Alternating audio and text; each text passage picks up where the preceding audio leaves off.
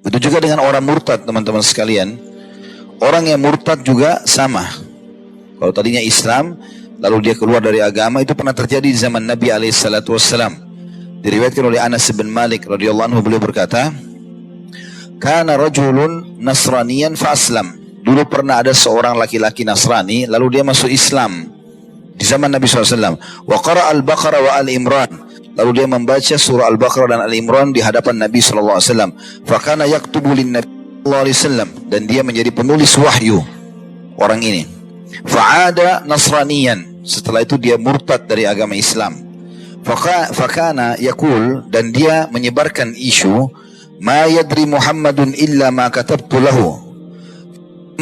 Tidak tahu kecuali apa yang aku tulis untuk dia. Jadi maksudnya itu semua dusta saja, gitu kan. Maka fa'amatahu Allahu fadafanuhu. Pada saat dia selesai mengucapkan kalimat itu, Allah pun mematikan orang ini.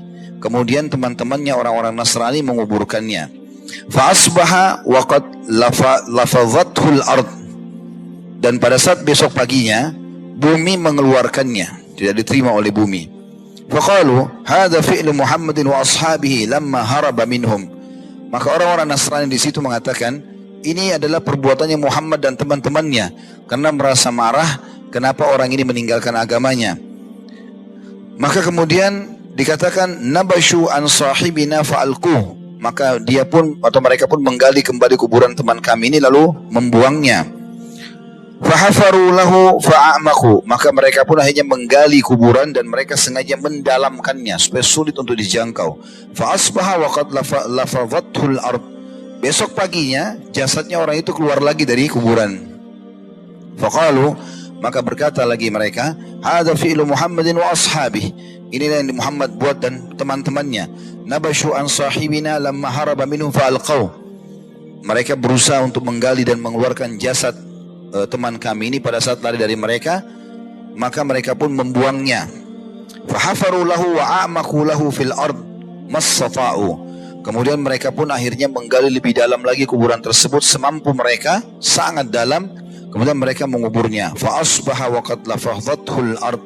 Tapi ternyata hari ketiga tetap saja dia keluar atau dikeluarkan oleh bumi. Fa'alimu annahu laisa minan nasi fa'alqaw.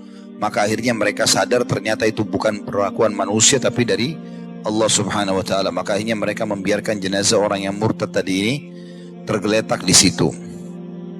Jadi sebab siksa kubur yang pertama adalah tentang masalah ini. Oleh karena itu teman-teman sekalian, kita harus perhatikan baik-baik. Walaupun kita sudah muslim, harus hati-hati. Jangan sampai terlintas dalam hidup kita hal-hal yang membatalkan syahadat kita. Makanya Ibnu Taimiyah rahimahullah, kadang-kadang beliau mengucapkan syahadat tiba-tiba, lalu muridnya tanya, kenapa anda buat itu? Beliau bilang, saya khawatir jangan sampai ada detik-detik hidup saya yang saya lakukan kekufuran, saya tidak sadar lalu saya mati, maka saya masuklah ke dalam neraka. Makanya kita ada pengulangan syahadat pada saat azan. Sehari kita sholat 5 waktu, selalu muadzin bilang, asyhadu an la ilaha illallah wa asyhadu anna Muhammadar Rasulullah. Lalu kita yang dengar disuruh apa? Ikuti, kan gitu. Berarti kita 5 kali ulangi syahadat kita sehari dari azan saja. Belum tasyahud. Asyhadu an la ilaha illallah wa asyhadu anna Muhammadar Rasulullah, tasyahud. Kalau kita hitung tasyahud kita itu, salat wajib, salat sunnah, banyak sekali. Bisa puluhan kali. Belum tahajudnya, belum duhanya, belum salat qabliyah, salat ba'diyah, salat wajib, banyak. Salat wudu, salat sun, salat taubat dan seterusnya. Maka syahadat ini memang sering diulangi karena memang dikhawatirkan seseorang bisa kufur. Ya, kita tidak tahu. Dan ini harus hati-hati teman-teman sekalian.